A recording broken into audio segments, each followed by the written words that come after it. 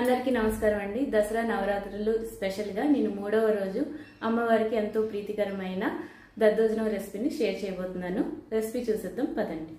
ముందుగా కుక్కర్ తీసుకొని ఒక కప్పు రైస్ వేసుకోవాలండి. నేను తీసుకున్న రైస్ వచ్చేసి గోవింద భోగ రైస్ అనమాట. ఇది శుభ్రంగా కడిగి 3 కప్పులు వాటర్ పోసి 3 విజిల్స్ వచ్చే వరకు ఉడికించుకోవాలి.